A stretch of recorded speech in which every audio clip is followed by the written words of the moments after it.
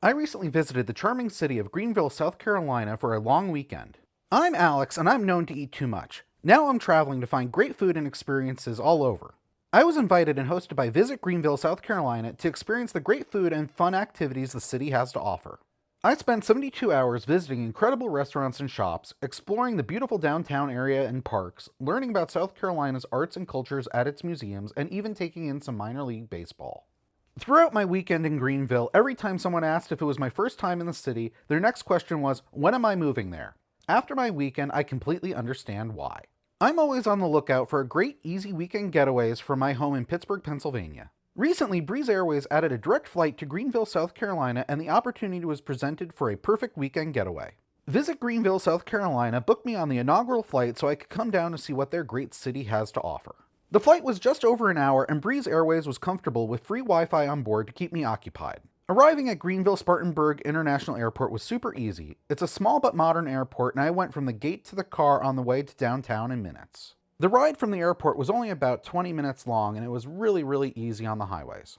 Thanks to Visit Greenville, South Carolina, I stayed at the Aloft Greenville downtown in the heart of downtown Greenville. The hotel is just on the edge of one city plaza near many shops and restaurants on Main Street. This was a perfect location as many of my activities were within a 15-minute walk from the hotel. The hotel has a cool modern style, a bar, and a common area with things to do. I just checked into the Aloft Greenville downtown. Thank you to Visit Greenville for this cute little gift bag. The room is really cool and modern looking. Nice bed here.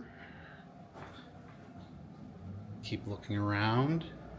We've got the bathroom.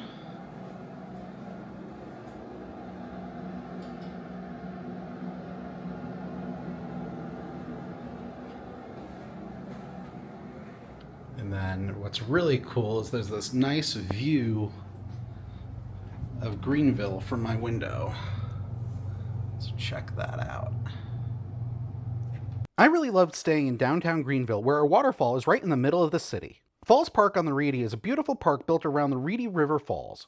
I spent part of my first morning in the park taking in this nature oasis in the city. I started on the upper shores above the waterfall before walking through some of the gardens. I learned the park was envisioned by the Carolina Foothills Garden Club and the city of Greenville to restore the beauty of the falls. The vision became a reality after the Camperdown Bridge over the falls was removed and a 20-acre park was created and a new suspension bridge was placed overlooking the falls. I made my way to the lower shore of the waterfall where you can still see some of the remnants of the original bridge. However, the view from the falls from the suspension bridge was my favorite. And here is the plaque for the Reedy River, for the Reedy River Falls. So from where I'm standing over at the plaque, you can see the start of the falls, and it goes all the way down through this way. Now I'm seeing the Reedy River Falls from below their Liberty Bridge. It's amazing that this is running through the middle of their downtown. Here I am at the Reedy River Falls in downtown Greenville, South Carolina. These falls run right through the middle of their downtown, and they've built this beautiful park around the whole falls. As I've been walking around, I've seen so many families and so many people checking this out and just looking at these falls. It's kind of amazing to see something that is just running through the middle of their downtown. I really love it. The landscaping of the park was very inviting and designed to be relaxing. There was plenty of space for people to sit and hang out or for kids to run and play. This is the pedestrian suspension bridge connecting downtown to the west end. Now I'm looking at the Reedy River Falls from above on the Liberty Bridge.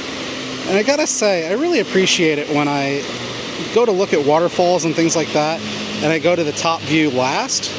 The top view is always better, and I'm always really excited when I see the view from above after I see the view from below.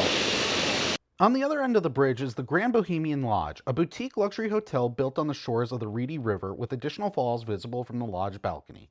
I walked around the lodge clearly looking like I didn't belong there, in awe of the rustic decor and the art collections in the hotel lobby. Making my way back through downtown Greenville, I stopped in at some of the shops. There is a mix of some national brands and local small businesses and boutiques. I first paid a visit to the M. Judson Booksellers. This independent bookstore and coffee shop is in the former historic courthouse building. They have everything from bestsellers to local works and southern cooking to crafts made by local artists.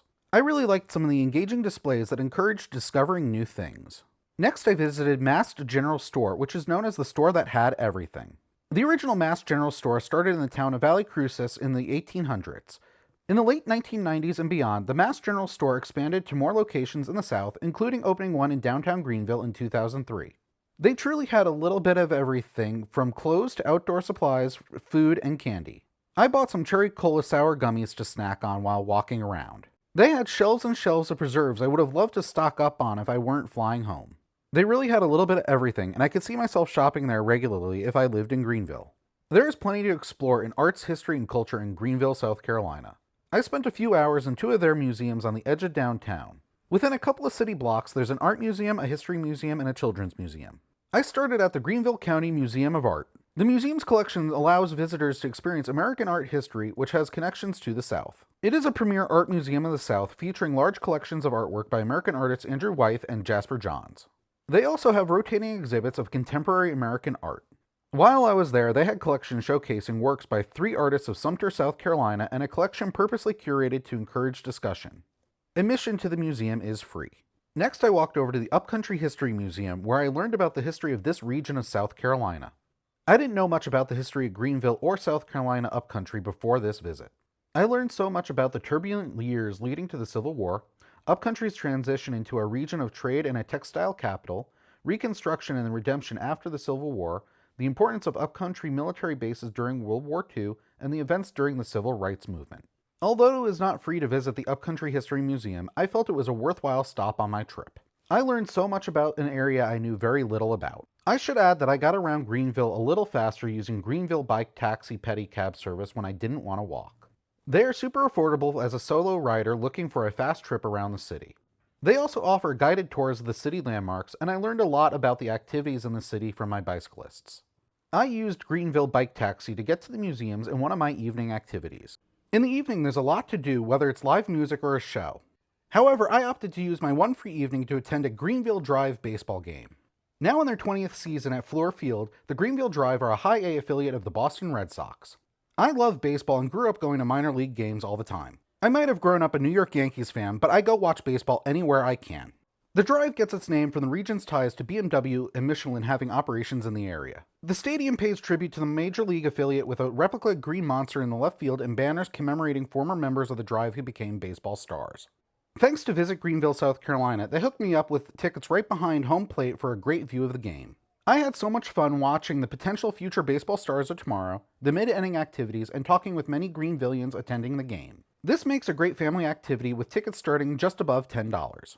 By the stadium, there is also a small Shoeless Joe Jackson Museum, as the baseball player grew up in Greenville. Unfortunately, I did not get time to visit this museum.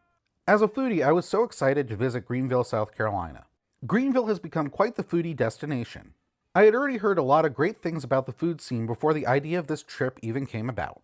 I love some of the staples of Southern cooking like biscuits and fried chicken, but Greenville has so many meals to try beyond those, like Asian fusion and eclectic American with ingredients sourced from the local community. Visit Greenville, South Carolina set me up with reservations at some of their favorite restaurants and provided me with a stipend to try them out. I ate what I believe is my favorite meal of 2025 so far in Greenville, South Carolina. I had dinner one night at the Anchorage, an eclectic restaurant specializing in small plates made using locally and regionally sourced ingredients. Located just outside downtown in West Greenville, this is a charming restaurant with a little rustic flair. They are a 2018 James Beard Foundation semifinalist for Best New Restaurant and have been featured in multiple national publications. I opted for the tasting dinner and got to try just about the entire menu. I had 9 small plates over the 4 courses and a few craft cocktails. Everything was delicious, but I had a few favorites. The beet-cured salmon gravlax, the braised lamb capelletti, and the duck confit thigh press were my favorites. I also spent the dinner talking with so many people about my visit to Greenville and my journey as a food content creator. It was one of the many times I was asked when I was going to move to Greenville. I left this dinner at the Anchorage so incredibly satisfied and full. A restaurant bringing Greenville, South Carolina some great dim sum with southern charm was Some Bar. I had an early dim sum dinner here before heading to my evening activities. I go out for dim sum often, so I was excited that this restaurant was on my itinerary. I enjoyed several small dishes, sticking mostly to some of my favorites. I ordered the shumai, chicken wontons with chili crisps, char siu barbecue pork, green beans, egg tarts, sesame balls, and several cocktails. Their char siu was my favorite dish. It was slightly sweeter than I'm used to, and I loved it. Sure, it was a bunch of small plates, but it added up to quite a happy and full meal. My first breakfast in Greenville, South Carolina was at Biscuit Head, a small restaurant group with its only location outside of Asheville, North Carolina in Greenville, South Carolina. They have a menu of different savory and sweet biscuit breakfast sandwiches and plates. I got the local signature dish, the Greenvillian, a biscuit with a country fried pork steak and jalapeno cream cheese topped with bacon gravy, a sunny side egg, and pickled jalapeno. I met with a member of the Visit Greenville, South Carolina team for breakfast, and he ordered the mimosa fried chicken biscuit with sweet potato butter, sriracha slaw, and a poached egg. During this breakfast, I learned about how Greenville, South Carolina is a revitalized small city with so much to see and do. My breakfast was amazing, and I would gladly eat at Biscuit Head again. I returned to Falls Park on the Reedy to eat at Passerelle Bistro. One thing I never knew was that pimento cheese is very popular in South Carolina. It has a history going back to the late 1800s, but became the version we most know today in the early 1900s. I ate at a couple of restaurants that featured pimento cheese as a topping on my sandwich. Passerelle Bistro overlooks the park, serving French-inspired foods with an occasional southern twist. I decided to get the cherry old-fashioned and the bistro burger. The burger is topped with smoked Gouda pimento cheese, arugula, tomato, and bacon, and served with frites. Pimento cheese is typically made of sharp cheddar, pimentos, and Greenville's own Duke's mayonnaise. There is even an unofficial Duke's Mayo trail leading to different restaurants and landmarks in the city. The second restaurant where I had a meal with pimento cheese was Society Sandwich Bar and Social Club. They specialize in sandwiches, fries, and ramen, and cocktails. This looked a little like a dive bar at first, but elevated with hand-painted artwork on the walls and awesome graphics and neon. I love the vibe of the place so much. I got the Huevos Rancheros fries and the Southern Weather fried chicken sandwich, which was tossed in hot honey and topped with homemade pimento cheese using Duke's Mayo. Both of these items were fantastic, and I wish I could have tried more here. The unofficial Duke's Mayo trail also led me to a midday snack at the Jones Oyster Co. This restaurant is housed in a former furniture store, bringing a New England-style oyster bar to downtown Greenville, South Carolina. I stopped in to get the smoked Carolina fish dip made with cream cheese and Duke's Mayo and served with red onions, jalapenos, and carrots. This had just a bit of smoked flavor while also having the creamy flavors from the cream cheese.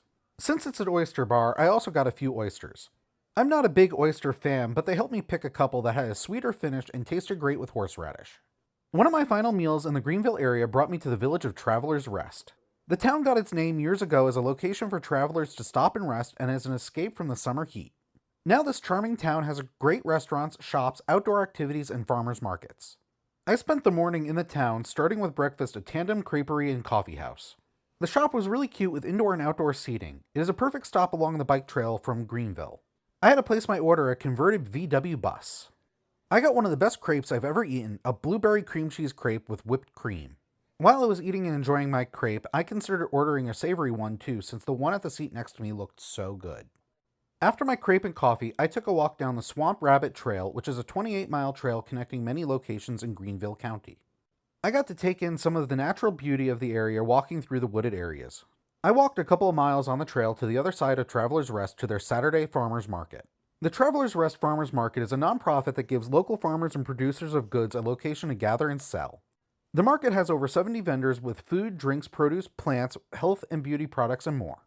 There was so much I would have loved to buy if I were local. I was really impressed with some of the artisanal goods, and I regret not buying some of the items now. There were also activities for kids and live music at the farmers market. Now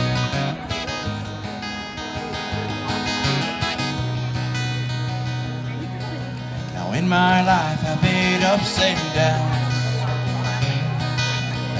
I concluded my visit to Travelers Rest with a stop at the History Museum of Travelers Rest. This small collection of artifacts tells the story of the town. The museum is maintained by the Travelers Rest Historical Society. There were displays featuring artifacts dug up on local properties, items from their history and textiles and the former railroad that ran through the town, and memorials to soldiers from World War II. I also learned about a local celebrity from the early 1900s, Harry Pop Kramer, who was a cyclist who performed tricks. I really enjoyed learning about Travelers Rest and their history, and it was so exciting to see how much the residents love keeping the history of the town alive. I had an incredible long weekend in Greenville, South Carolina. I'm so grateful to visit Greenville, South Carolina for hosting me all weekend to eat so much great food and experience what their charming little city has to offer. Since it is such an easy trip now from Pittsburgh, I'm sure I will be back. If you enjoyed this video, please leave a like or a comment. Hit that subscribe button if you'd like to keep following along with my Alex Eats Too Much food and travel journeys.